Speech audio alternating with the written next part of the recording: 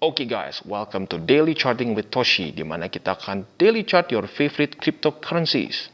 Oke guys, hari ini kita bisa lihat total global crypto market cap naik 1,62% dibandingkan hari lalu. Jadi it's a good thing for cryptocurrencies today ya. Kita lihat rata-rata hijau.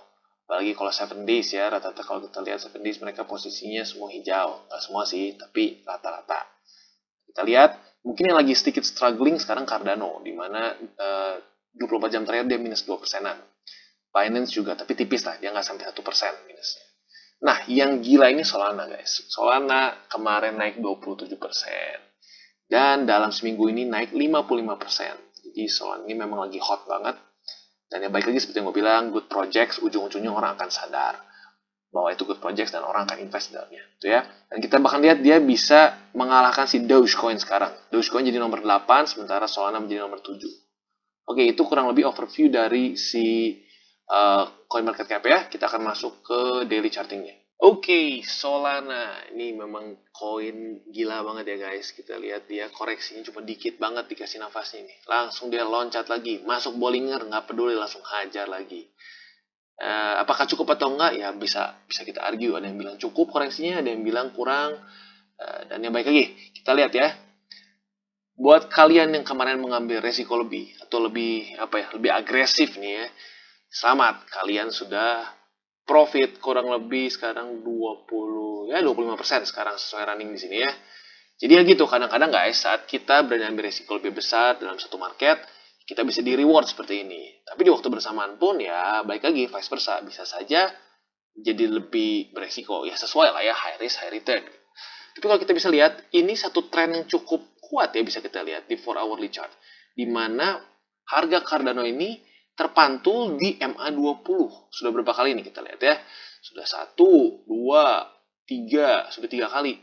Jadi kalau kalian yang para investor yang lebih agresif, selamat, kalian sudah ambil mungkin 3 posisi yang cukup baik di Solana di sini ya. Tapi baik lagi ingat untuk selalu manage your risk, dan kalau kita lihat di sini di weekly juga dia bisa 5 hari lagi sih sebenarnya. Sebenarnya mungkin kemarin tuh kalau gue pribadi gue lebih sering ngelihat gue lebih seneng ngelihat misalnya andaikan dia di weekly close jauh di atas Bollinger dan sudah close weekly seperti ini, gue cenderung TP biasanya, karena biasanya ya nggak selalu ada koreksi. Itu jelek-jeleknya sampai koreksinya sedikit pun kita masih bisa beli di di time frame lebih kecil. Gitu. Oke, jadi kurang lebih seperti itu untuk Solana. Balik lagi kurang lebih sama.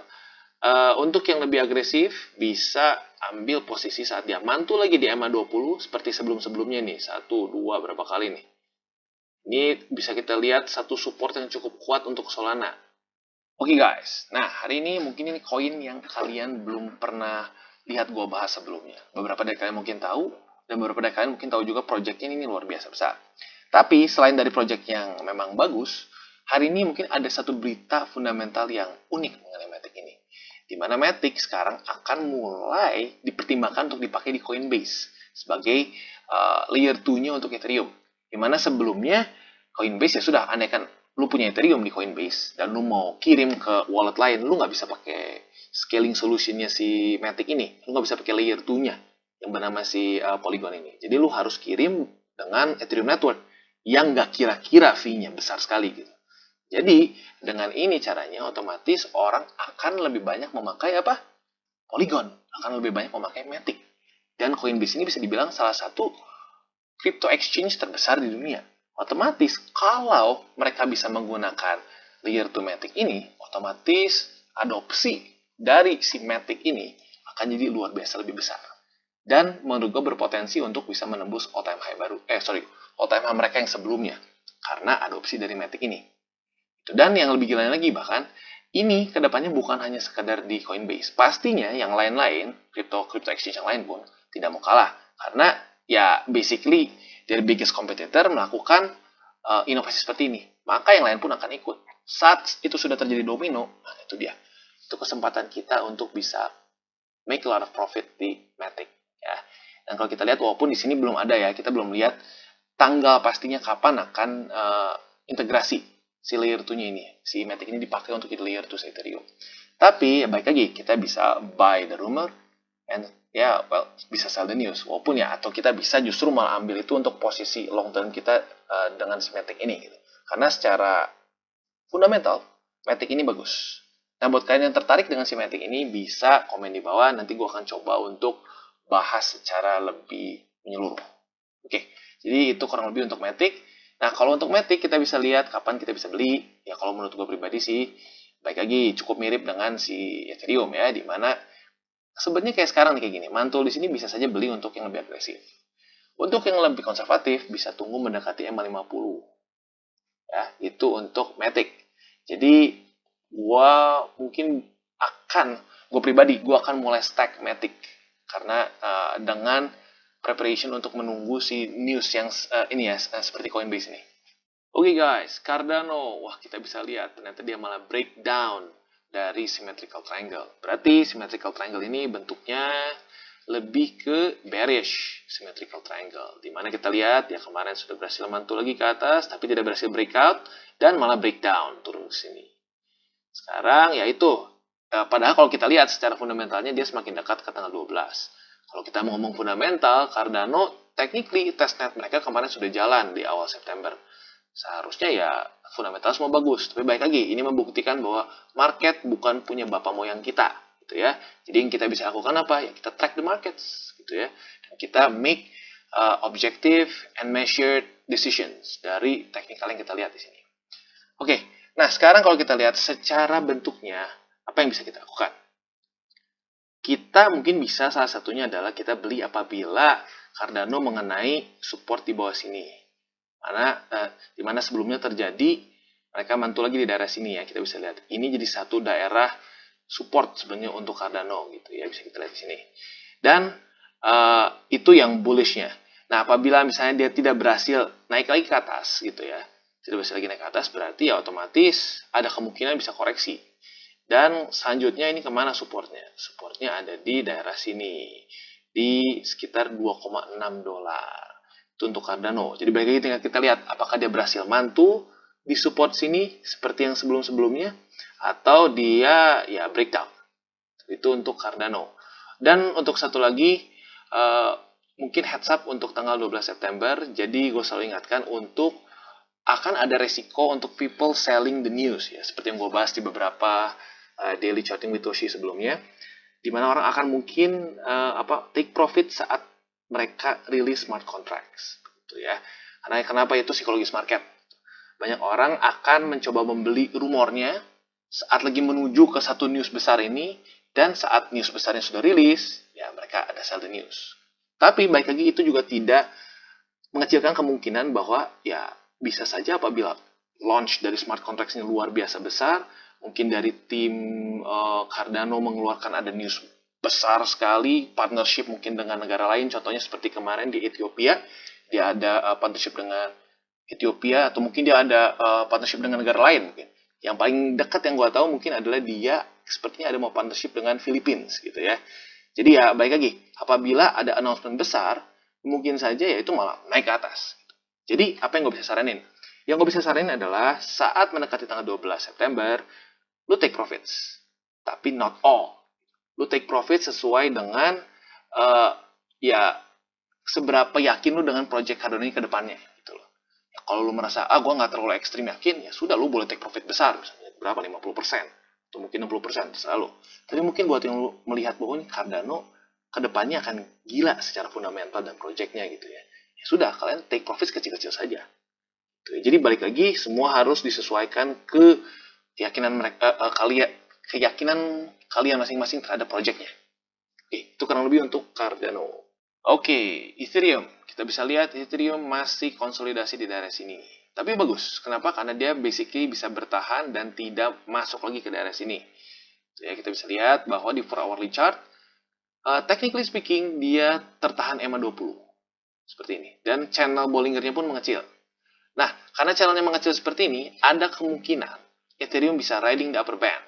Di mana bentuknya kurang lebih seperti ini. Saat channelnya kecil, dia menembus si upper band ini dan dia bisa naik ke atas gitu ya. Jadi untuk Ethereum ada peluang seperti itu. Tapi balik lagi, secara flip side-nya atau secara bearish-nya kita bisa saja melihat bahwa ini akan turun dan mungkin akan mendekati ke MA50 di sini. Dan ini bisa jadi buying point buat kita apabila dia mantul di MA50 di 4 hourly chart. Gitu. Lalu selanjutnya kita bisa lihat juga kalau secara fundamental akhirnya Ethereum berhasil, walaupun baru sehari ya, belum constantly, tapi kemarin sempat menjadi aset yang deflasi. Maksudnya apa deflasi? Berarti supply dari ETH yang keluar berdasarkan dari si block reward itu lebih sedikit dibandingkan Ethereum yang terbakar. Wah, kok bisa? Karena ini kita lihat ya. Jadi kalau dari analisa gue, yang menyebabkan ini adalah karena NFT boom. Banyak sekali orang yang jual beli NFT dengan dengan bisa dibilang amount of Ethereum yang luar biasa besar. Kita lihat di sini dari OpenSea. OpenSea ini adalah NFT markets di Ethereum ya. Kita lihat ke burn 34.440 ETH.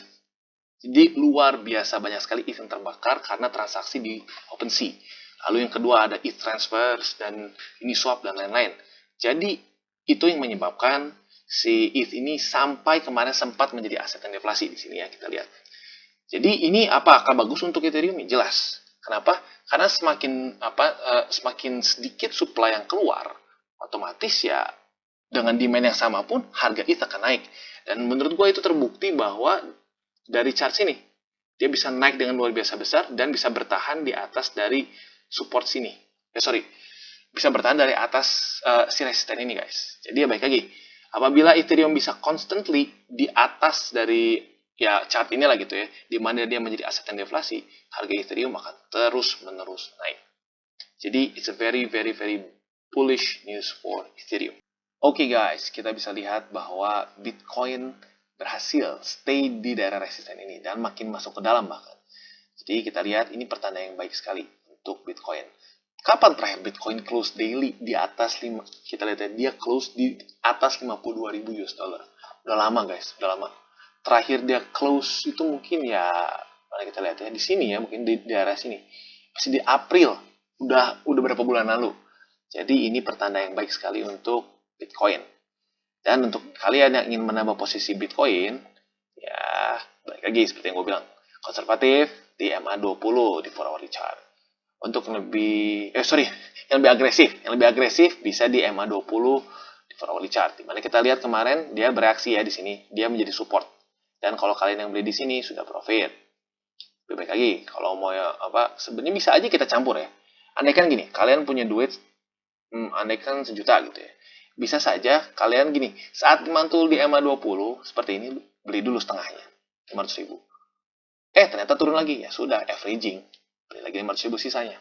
Jadi ya bisa dibilang ya, mungkin itu yang lebih medium risk lah ya. Bisa aja mereka melakukan itu, averaging. Jadi balik lagi, terserah kalian, dan jangan lupa ini bukan financial advice, ini semua pure edukasi. Tapi edukasi yang bikin cuan. Oke, dan ini BNB. Kita bisa lihat BNB kemarin ternyata gagal lagi menembus resisten di sini. Kalau kita lihat pergerakannya sangat-sangat mirip sekali dengan Ethereum, di mana setiap dia menyentuh si yang sebelumnya resisten ya, ini sekarang jadi support malah. Di mana kita bisa lihat dia bereaksi terus, setiap dia kena turun lagi, kena turun lagi terus melakukan itu. Dan BNB bisa kita lihat melakukan movement yang sama. Sekarang tinggal kita yang bisa kita harapkan adalah dia bisa melakukan juga pergerakan seperti Ethereum ini, menembus dan naik dengan eksponensial. Gitu ya. Nah, jadi itu yang kita bisa harapkan dari BNB. Tapi balik lagi, apabila dia tidak berhasil menembus dari sini, ya balik lagi support. Kita ada support di sini MA20 di daily, lalu juga ada support Fibo, dan selanjutnya apabila turun lagi ke bawah masih ada support juga Fibo di daerah sini. Nah, tapi balik lagi kalau kita lihat overall not bad, karena saat dia mendekati MA20 di sini, dia ada bounce back ke atas gitu ya. Dia ada rally lagi ke atas. Sekarang tinggal pertanyaan di sini, apakah MA20 daily ini cukup kuat untuk memukul harga Binance ini menembus dari si resisten yang keras ini ya, atau resisten yang alot ini. Jadi PR dari Binance atau BNB adalah menembus si resisten all time high mereka ke swing low dan melakukan movement seperti Ethereum di sini. Apabila dia bisa melakukan movement seperti sini yang mirip dengan Ethereum seperti ini, maka ya BNB akan semakin dekat dengan new all time high, ya akan semakin dekat dengan new all time high dia. Oke guys, sekian dari segmen Daily Charting with Toshi. Apabila segmen ini bermanfaat, boleh share dengan teman-teman dan jangan lupa untuk like, subscribe, klik the bell icon, dan see you on the next videos.